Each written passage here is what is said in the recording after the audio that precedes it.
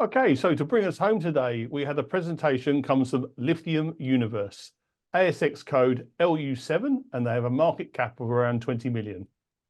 Lithium Universe's main objective is to establish itself as a prominent lithium project builder by prioritising swift and successful development of lithium projects. Instead of exploring for the sake of exploration, their mission is to quickly obtain a resource and construct a spodumene producing mine in Quebec, Canada. Presenting today is the company is Alex Hanley, the company's Chief Executive Officer. Welcome, Alex, and please take it away. Thank you, Paul.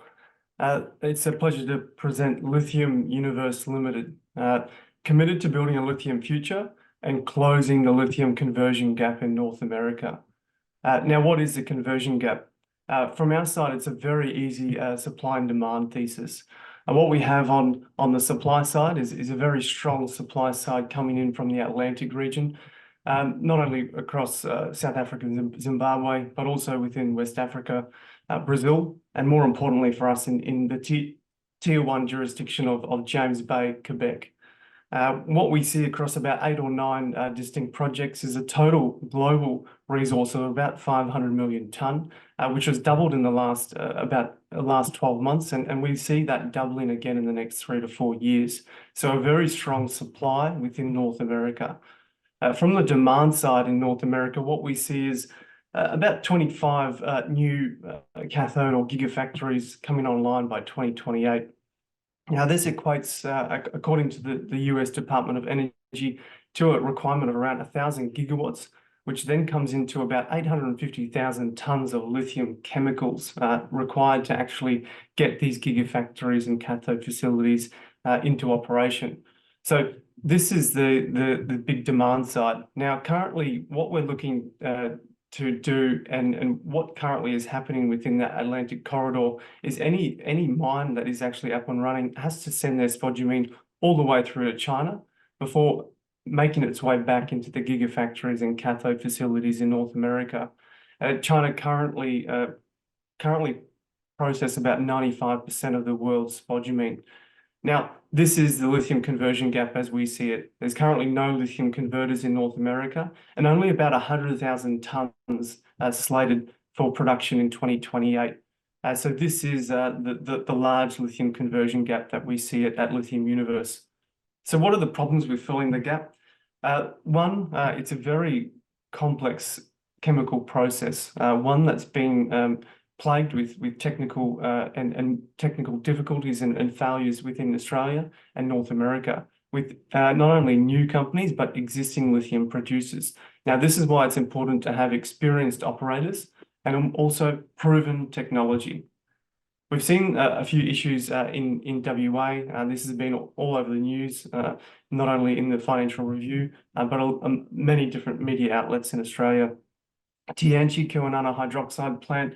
This has gone on for about 5 years, probably about 100% over schedule, 100% over budget, and not up to steady state production. Albemarle, everyone would have seen the recent AFR article talking about the need for them to now fly in Chinese operators to help commission the plant after it's been constructed. Now, we've seen the same thing in North America in history. North America Lithium, obviously, they commissioned a lithium carbonate plant in 2012, 2014, and only produced a touch over 100 tonne before mothballing that project for the last 10 years. Nemaska Lithium also, large project overruns, both in schedule and budget. So this provides a little bit more of a background of the lithium conversion space across Australia and Canada. Now, why have these projects failed? For us, it comes down to a few very simple elements. It's the lack of commissioning and operational experience embedded within the design stage of these projects. So rather than just farming out the design to an engineering consultant and not having any real lithium experience embedded within there, that's why we built a team of lithium operators, which we call Dream Team. One of those operators is our chairman, Iggy Tan. Iggy Tan started his time back in 1995, having commissioned the lithium carbonate plant for Greenbushes. before moving on to Galaxy Resources, where he spearheaded the company from a $10 million market cap to about $2.5 billion at merger with Orocobre. During the time he was at Galaxy, he was responsible for building out the first large-scale integrated mine to refinery project, including the Mount Catlins project in WA, and then moving on to the Jiangsu lithium carbonate plant in China. Also on the board, we've got Pat Scallon. Pat actually ran Greenbushes for 25 years as general manager. Pat, obviously, he brings a very focused lithium skill set, having expanded that plant from 200,000 tonne per annum to about 1.4 million tonne per annum during his tenure. We've also got Jingwan Liu on the board. Jingwan is considered to be an international downstream expert. He built and commissioned the Jiangsu plant and has consulted for over 25 different converters across Asia, Europe, and North America. And is the go-to man, you could say, for either lithium carbonate or lithium hydroxide globally. So not only these three gentlemen, but the team itself, we call the Lithium Dream Team. We've got Terry Stark, head of mining. Terry was former GM of operations for Galaxy, responsible for the Sal de Vida brine project, as well as the James Bay Allchem project. Roger Pova. Roger, he ran both Mount Catlin and Greenbush spodumene concentrators. Hoi Nien designed and built the Mount Catlin spodumene concentrator. And John Loxton, he was there with Iggy and Jingwan when they built the Jiangsu lithium carbonate plant in China. John Sobleski, the man who financed both operations. So what does that look like from a track record perspective for the Dream Team? Well, it didn't take 5 years and 18 months like a few other refineries in Australia. This Jiangsu plant was constructed in 25 months, including 6 months of work commissioning. So it was a very, very tight schedule. And as you can see here, a very small capital cost of US $120 million. Jiangsu itself, when it was built, it actually doubled the conversion capacity of China at the time. And it was designed to Western. It was a Western style plant designed to international standards, semi-autonomous, fully continuous, and still remains a benchmark for process technology and process control throughout China. Now, what we've seen in Canada and North America as a whole is quite interesting in the last couple of years. It probably went from words to actions when Cinnamine were asked to divest from Power Metals Corp. Now, this was one of the first moves that we could see of North America looking to decouple from the Chinese converters and onshore the supply chain within North America. So this has obviously led to a very proactive government, not only federally, but more closely in Quebec itself. So this is a very huge tailwind for the company. So what we obviously have many challenges in Canada. We've got this very strong downstream requirement, no operational converters within North America, and a lack of processing experience. And that's why we're rolling out the Quebec Lithium Processing Hub strategy. Now, what this looks like is a focus to convert to close the lithium conversion gap in North America by building out a lithium carbonate refinery in Quebec itself. This is going to be a 16,000 tonne per annum battery grade lithium carbonate plant. This is going to be based on the Jiangsu design, in which we have so much experience with, not only from a design and construction perspective, but also a commissioning and experience element. This obviously aligns with both federal and provincial critical mineral strategy and provides an immediate solution for not only Canadian miners, but potential hard rock suppliers in America as well. Now, we've partnered with Hatch, who don't generally need a introduction in Australia or Canada. They were the same company that Iggy and Jingwan had engaged for Galaxy. So there's an embedded relationship there with Hatch. And we're going to have a DFS level or a definitive feasibility level of study by the end of this year. We've already established the flow sheet and we published this to market. It's very similar to the Jiangsu design. We're also obviously going through calcination, sulfation through an impurity removal circuit before purification circuit at the back end to make sure we're getting above 99.5% battery grade lithium carbonate. Now, why have we gone lithium carbonate versus hydroxide? This is a very common question. Obviously, a lot of the trend over the last 5 to 6 years has been around hydroxide. Now, what we see is a very strong push towards lithium iron phosphate, or LFP batteries. In China last year, LFP batteries demanded about 70% of all the EV installations. What some analysts tend to forecast is that just short of, or just over 80% of all of the energy storage system market in the next decade will be LFP batteries. So this is a very strong push towards LFP batteries, and obviously lithium carbonate is the main precursor for those LFP batteries. That's the number one reason. Number two reason, obviously, is that we've got a very proven track record in lithium carbonate. We've got the design, we've got the experience, and we've got the team behind us in order to execute that strategy. We've just signed an option earlier this year on a block of land between Montreal and Quebec City at Bécancour. Bécancour is an existing industrial park. We've got GM POSCO, Ford SK Pro, as well as Nemaska Lithium within the same precinct. We've got hydroelectricity, so very cost-effective green energy, but we've also got rail, highway, and port facility within the area. And this is very important for Lithium Universe, as we can, we have the ability to bring in spodumene via bulk from the St. Lawrence, from the Atlantic region. So it opens us up to not only just James Bay and Ontario-based spodumene providers, but also Atlantic region providers across some of those emerging jurisdictions. We have the capacity within the 27-hectare block to put 3 refineries with a total capacity of just short of 50,000 tonne per annum. The first phase will be 1 train or 1 refinery at 16,000 tonne per annum. So we've just done some initial test work, and what we've done here is we've selected 4 samples, 2 from Australia, 1 from Brazil, and 1 from Canada, and some of the most, let's say, impurity-rich spodumene samples that we could find globally.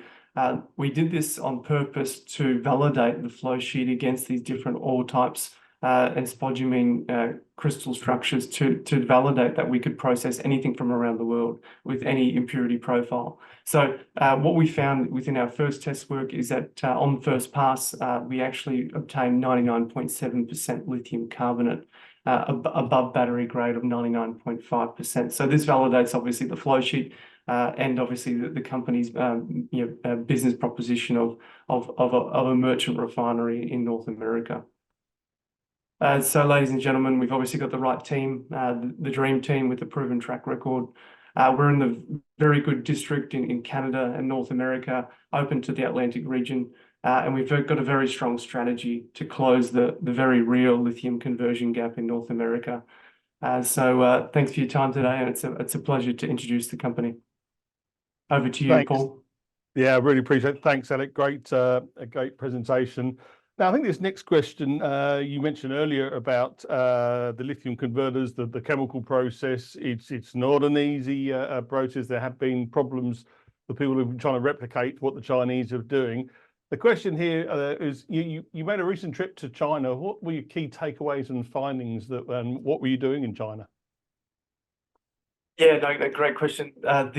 The Chinese tour was one to get an understanding. So we met with 3 major companies within China across the Hubei, Sichuan, and the Shandong province. I had Iggy Tang, Jingwan, Pat Scullin, and myself on the tour, and really the purpose was to talk to different executives across the conversion space to, one, get an understanding of the market and current profile of their suppliers, but secondly, also validate the design philosophy that we have at Lithium Universe. What we found was that, first off, from a market perspective, what they're seeing is a very strong push towards lithium carbonate. Obviously, what I was saying in the presentation is that the huge market-driven push in China is currently towards lithium carbonate because of LFP batteries. So a lot of their expansion initiatives are actually going into expansion into lithium carbonate, which was quite interesting. So that's a bit of a shift, you could say, in conversion capacity and strategy within China.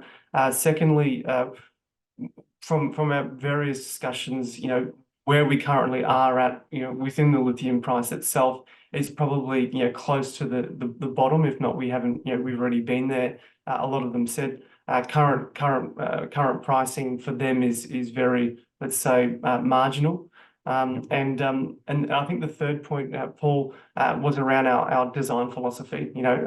What we found is a lot of the innovations that Jingwan and Iggy had brought into the Jiangsu plant when it was built, over 10 years ago, has now been replicated across China. So this reinstated our design philosophy not to change anything. We're going to use exactly the same design, which we've had so much success with in the past.